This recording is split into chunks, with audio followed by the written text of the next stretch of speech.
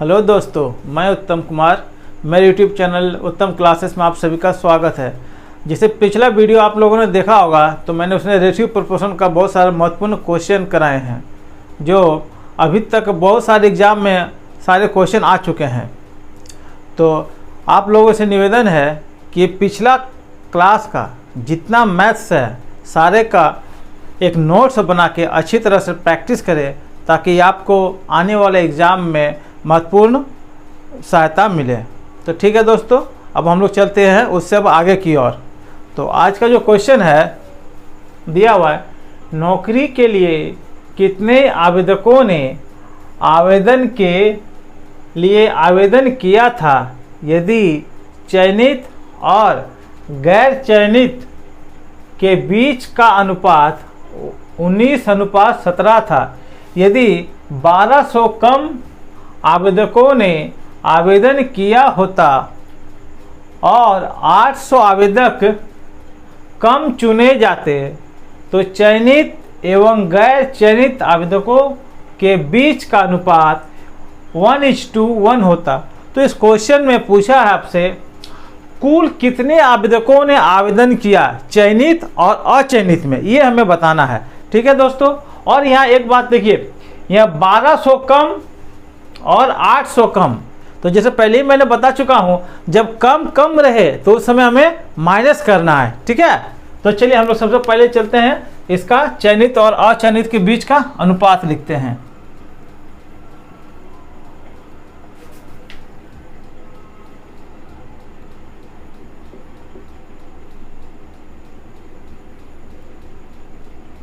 ठीक है, किस रेशियो में है? 19:17। ठीक है, अब 1200 कम आवेदन किया होता और 800 आवेदक कम चुने जाते तो रेशियो कितना का हो जाता? 1:1 का।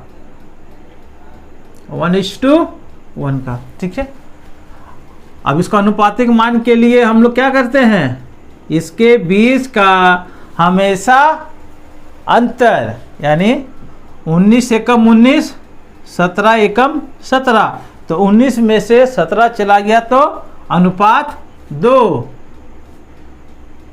ठीक है, अब देखिए 1200 कम, तो हमने क्या बताया था, पहला का गुना दूसरे के साथ और दूसरा संख्या का गुना पहले के साथ।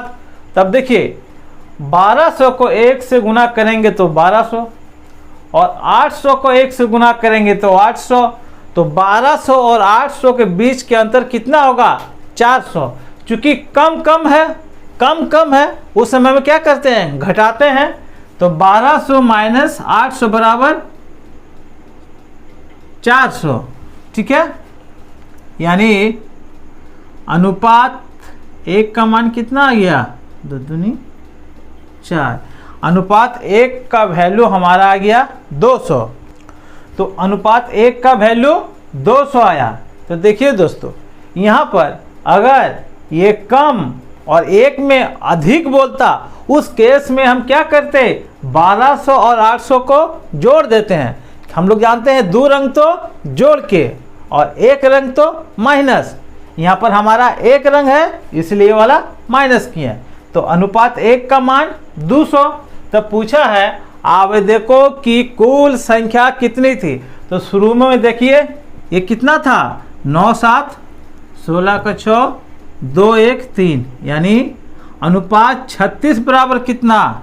तो आपका अनुपात 36 बराबर 200 गुना 36, 36 दूनी 7200, यानी आपका आंसर हो गया 7200। यानी कुल आवेदकों ने जो आवेदन किया था उन छात्रों के कुल संख्या 7200 था। यह आंसर। चलिए हम लोग चलते हैं नेक्स्ट क्वेश्चन की ओर। अगला क्वेश्चन है, 3 कक्षाओं के विद्यार्थियों का अनुपात 4:6:9 है। उन कक्षाओं में प्रत्येक में 12 विद्यार्थियों की वृद्धि से यह अनुपात 7:9:12 हो जाता है। तदनुसार उन 3 कक्षाओं में वृद्धि से पहले विद्यार्थियों की कुल संख्या कितनी है। तो यह हमें बताना है कि 12 विद्यार्थियों के वृद्धि से पहले उनमें कुल विद्यार्थियों की संख्या कितनी है। तो ठीक है, तो सबसे पहले हम लोग तीनों कक्षाओं का उसका अनुपात लिख लेते हैं। ठीक है, ये किस रेशियो में दिया हुआ है, 4:6:9। प्रत्येक क्लास में कितना विद्यार्थी बढ़ा है, 12। कितना, 12। ठीक है, और बढ़ने के बाद ये अनुपात किस रूप में आ गया, 7:9:12। अब देखिए इसमें अनुपात में कितना वृद्धि हो रहा भाई, +3 और +3। अब देखिए चूंकि इसमें तीनों में समान बढ़ रहा है, यानी अनुपात 3 का वैल्यू कितना विद्यार्थी, 12 विद्यार्थी की वृद्धि, अनुपात में 3 लेकिन संख्या में 12 विद्यार्थी, यानी अनुपात 3 बराबर 12। तो अनुपात 1 बराबर 3 चौके 12। अनुपात 1 का मान निकल गया। अब हमसे जिसके बारे में भी पूछा है उसको बता देंगे। तो पूछा है कुल विद्यार्थियों की संख्या, तो कुल विद्यार्थी वृद्धि से पहले कितना था, 6 4 10, 10 और 9 19, यानी अनुपात 19 बराबर 4×19, यानी आपका जो आंसर होगा वो कितना आ गया, 76। ये आपका राइट आंसर। चलिए हम लोग चलते हैं नेक्स्ट क्वेश्चन की ओर। अगला क्वेश्चन है, एक महाविद्यालय के 100 विद्यार्थी के अंकों का औसत 40 है। यदि उत्तीर्ण हुए विद्यार्थी के अंकों का औसत 42 है तथा अनुत्तीर्ण हुए विद्यार्थियों के अंकों का औसत 20 है, तो उत्तीर्ण विद्यार्थी एवं अनुत्तीर्ण विद्यार्थी का अंकों का औसत क्या होगा। ठीक है, तो देखिए इस तरह का जो भी क्वेश्चन रहेगा उसे हम लोग एलिगेशन मेथड से बनाएंगे। कौन मेथड से, एलिगेशन मेथड से। तो सबसे पहले यह हम लोग लिख लेंगे उत्तीर्ण और अनुत्तीर्ण। ठीक है,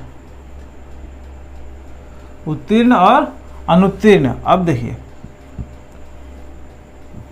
ये क्रॉस, ठीक है, तो उत्तीर्ण विद्यार्थियों के अंकों का औसत कितना है, 42। उत्तीर्ण का है 42 एवं अनुत्तीर्ण हुए विद्यार्थियों के अंकों का औसत 20 है। कितना है अनुत्तीर्ण का, 20। और कुल विद्यार्थियों के अंकों का औसत जो बोलेगा वो वाला हमेशा बीच में हम लोग लिखेंगे कुल का, यानी 132 विद्यार्थियों के अंकों का औसत 40 है, यानी टोटल जो छात्र है उसका जो अंकों का औसत है उसे हम लोग बीच में लिखेंगे, यानी यहाँ ये 40, इससे माइनस करके यहाँ ये 20 और इससे माइनस करके यहाँ, अब ये कितना बार में कट गया, 2×20, यानी 10:1, यानी उन विद्यार्थियों का जो अनुपात होगा वो किस अनुपात में होगा, 10:1। चलिए दोस्तों हम लोग चलते हैं नेक्स्ट क्वेश्चन की ओर। अगला क्वेश्चन है, ए एवं बी की वार्षिक आय 3:2 के अनुपात में है, जबकि उनका खर्च 5:3 के अनुपात में है। तदनुसार यदि उनमें प्रत्येक वर्ष के अंत में बचत 1000 रुपया हो तो ए की वार्षिक आय कितनी है। क्वेश्चन में हमसे पूछा है ए की वार्षिक आय, ए के बारे में।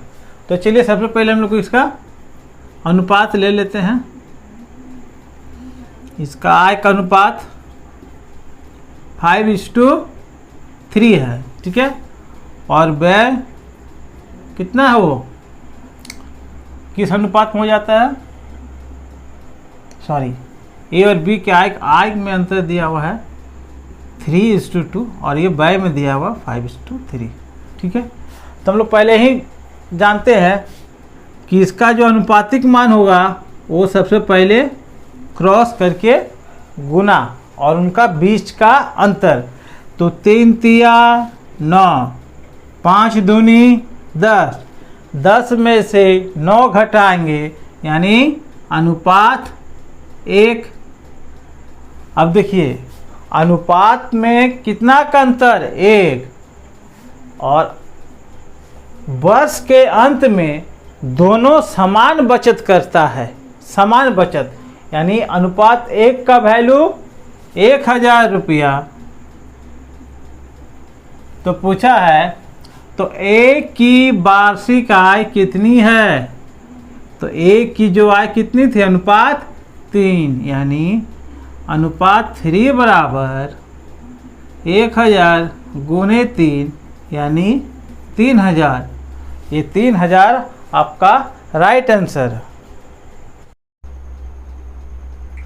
चलिए हम चलते हैं नेक्स्ट क्वेश्चन की ओर।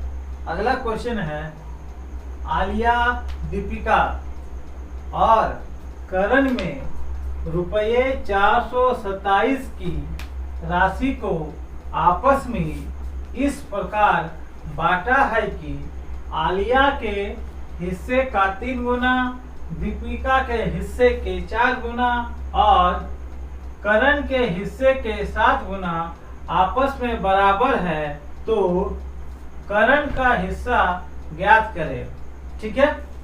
यानी टोटल रुपये दिया हुआ है 427 और इसे हमको तीनों के बीच में बांटना है। किसमें, आलिया, दीपिका और करण। नाम बड़े लेकिन काम छोटे। चलिए देखते हैं, लेकिन हमें क्या, हमें तो पैसे को बांटना है। आइए देखते हैं क्या बोला है। आलिया के 3 गुना, आलिया के 3 गुना, दीपिका के हिस्से का 4 गुना, दीपिका के हिस्से का 4 गुना यानी 4D और करण के हिस्से का 7 गुना यानी करण के हिस्से का 7 गुना आपस में बराबर है।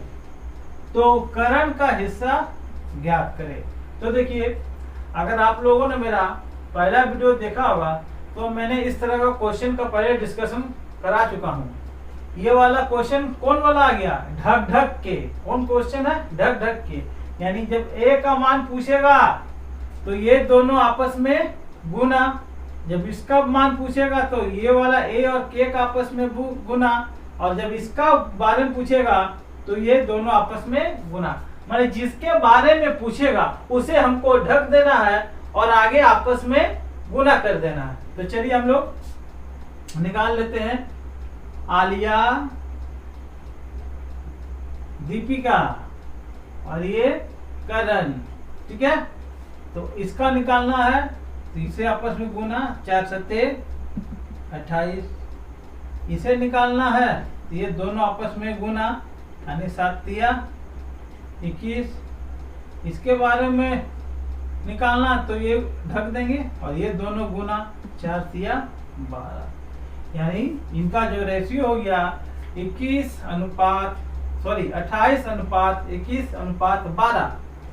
यानी टोटल कितना हो गया अनुपात,